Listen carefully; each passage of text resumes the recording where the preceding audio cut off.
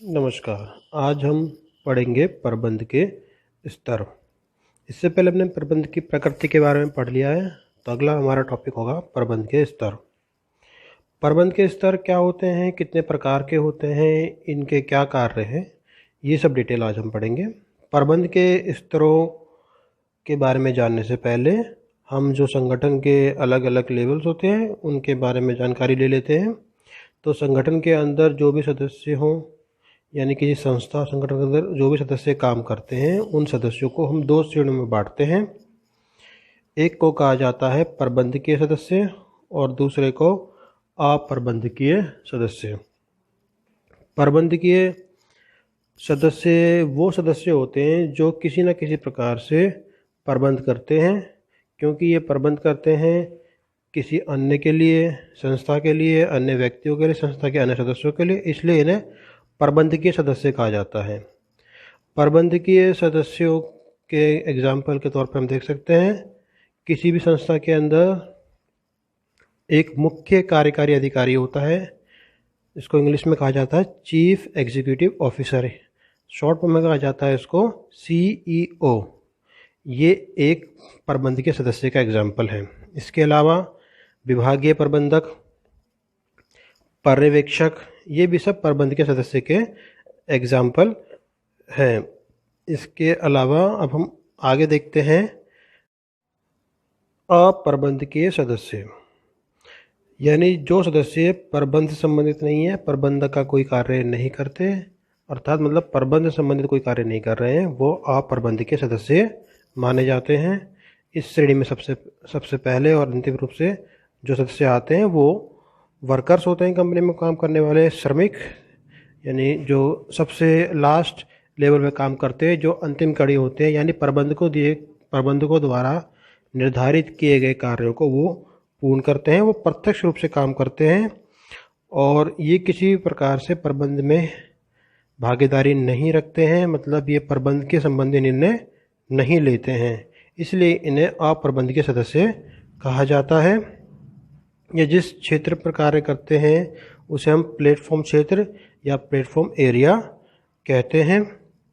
अब इसके बाद हम देखते हैं कि प्रबंध के विभिन्न स्तर कौन कौन से हैं।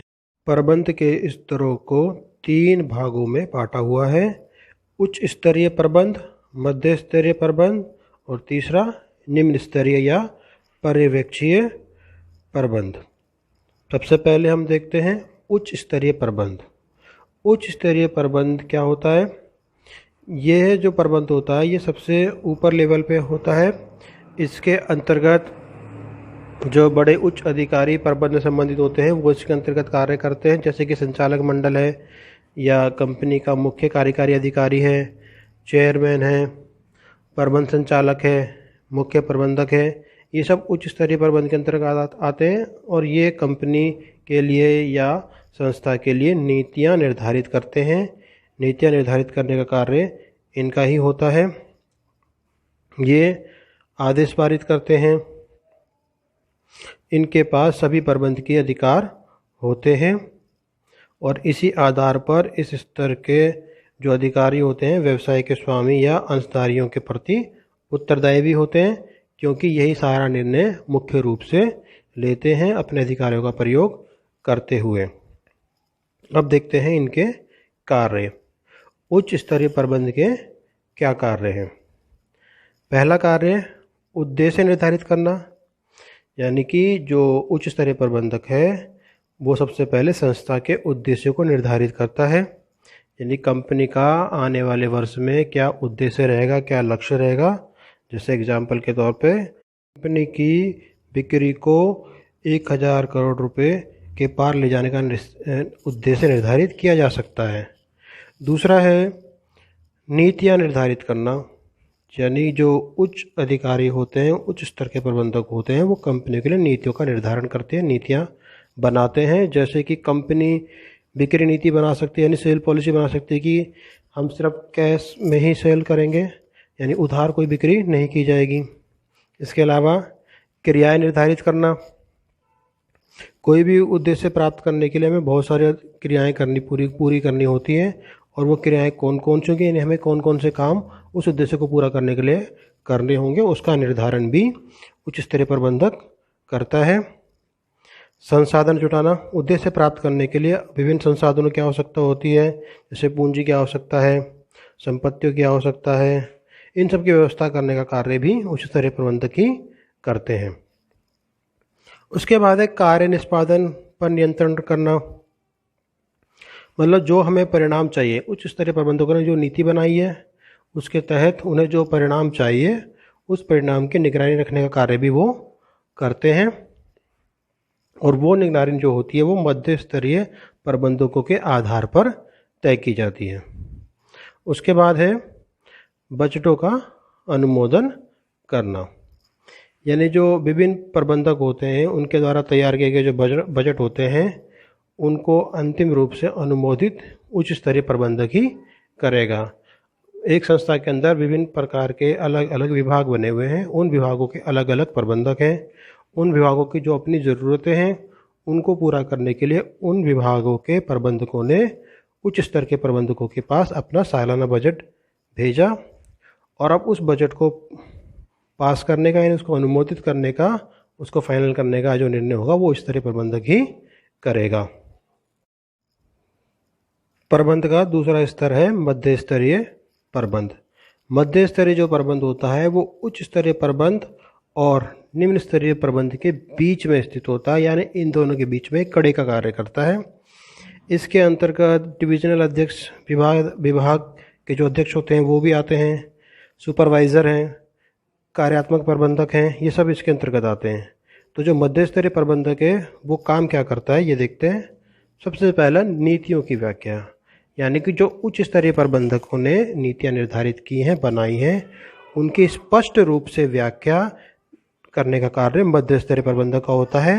वो इनकी व्याख्या करके अपने कर्मचारियों को समझाता है कि कार्य नीतियों का पालन कैसे करना है, उनको कैसे पूरा करना है। संगठनात्मक ढांचा तैयार करना, मध्य स्तर का प्रत्येक प्रबंधक कंपनी के उद्देश्य के संदर्भ में अपने अपने विभागों का ढांचा तैयार करता है। मतलब कंपनी ने जो उद्देश्य निर्धारित किया है उसके लिए किस हिसाब से उसके विभाग का ढांचा होना चाहिए, उसमें कितने कर्मचारी होनी चाहिए, उसमें बिक्री का तरीका क्या होना चाहिए, किस तरह से समन्वय स्थापित करना है, कर्मचारियों को कैसे प्रेरित करना, ये सब काम मध्य स्तरीय प्रबंध को करना होता है संगठन का ढांचा निर्धारित करते हुए। कर्मचारियों की नियुक्ति करना, अपने उद्देश्यों को पूरा करने के लिए जितने कर्मचारियों की आवश्यकता होती है उसके अनुसार वो अपने विभाग में कर्मचारियों की नियुक्ति करता है। निर्देश जारी करना, निर्देश जारी करने के अंतर्गत इसमें जो विभागीय प्रबंधक होता है वो ये देखता है कि जो कार्य उसे करवाना है अपने अधीनस्थ कर्मचारियों से, उसके लिए किन निर्देशों की आवश्यकता है, उस तरह के निर्देश वो जारी करता है। क्योंकि विभागीय प्रबंधक जो होता है वही मध्य स्तरीय प्रबंधक के रूप में कार्य करता है। वो उच्च स्तरीय प्रबंधकों से जो भी निर्देश प्राप्त करता है उन निर्देशों को वो आगे निम्न स्तरीय प्रबंधक तक पहुंचाता है और उनसे यथासंभव कार्य करवाता है। इसके अलावा कर्मचारी को अभिप्रेरित करने का काम भी मध्य स्तरीय प्रबंधक द्वारा किया जाता है ताकि कंपनी के उद्देश्यों को समय रहते पूरी क्षमता के साथ पूरा किया जा सके। साथ में कर्मचारियों के बीच में समन्वय स्थापित करने का काम भी सबसे महत्वपूर्ण माना जाता है। अगर समन्वय स्थापित नहीं होगा तो कार्य ठीक ढंग से पूरा नहीं हो पाएगा। इसलिए समन्वय मतलब अर्थात तालमेल स्थापित करना कर्मचारियों के बीच में, विभाग के बीच में, ताकि कार्य तीव्र गति से शीघ्रतापूर्वक पूरा किया जा सके। अगला स्तर है निम्न स्तरीय प्रबंध। निम्न स्तरीय प्रबंध को परिचालन प्रबंध या पर्यवेक्षीय प्रबंध भी कहा जाता है। इसके अंतर्गत फोरमैन और पर्यवेक्षकों को शामिल किया जाता है। इन्हें प्रथम पंक्ति के प्रबंधक भी कहा जाता है। इनके जो कार्य होते हैं, यानी जो निम्न स्तरीय प्रबंधक है उसमें कौन कौन से कार्य शामिल किए जाते हैं।